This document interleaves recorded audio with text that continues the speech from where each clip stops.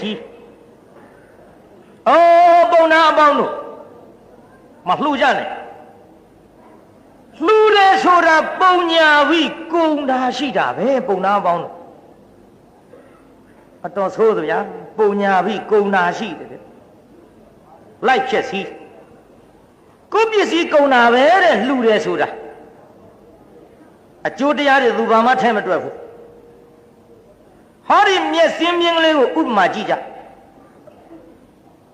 မျက်စင်းတန်မိုးရှိတယ်ဆိုပေမဲ့လို့ဒီမျက်စင်းပလင်းလေးတစ်စက်ချင်းဒီတိုင်းမထားပဲနဲ့နေ့စဉ်ထုတ်ခတ်ရင်ကြာတော့လေဘလောက်တန်မိုးရှိမျက်စင်းပလင်းကုံတာပါပဲ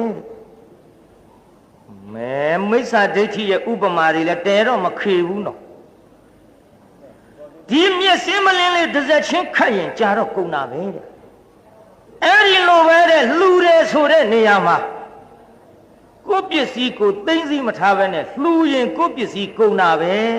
ပုံနာပေါင်းတို့မလှူကြနဲ့သူကိုယ်တိုင်မလှူယုံနေမကဘူးတရားနာပြေးတာသူများလှူတာလိုက်ဖြက်စီးအဲ့ဒါလိုဖြက်စီးခဲ့တဲ့ပုံနာဖယားကိုယ်တော်မြတ်ကန့်လန့်တိုက်ခဲ့တဲ့ပုံနာ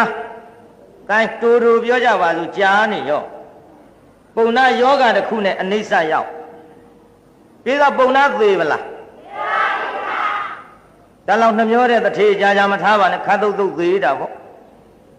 ပုံနာတထေပြောတာကပြည်မျိုးကမဟုတ်ပါဘူးသေတော့ပစ္စည်းတွေဆွဲလန်းပြီးတရားနာပြိဿကြီးအဲ့ဒီအိမ်မှာပဲသူ့သားရဲ့အိမ်မှာကျွတ်တော့ခွေးကြီးသွားဖြစ်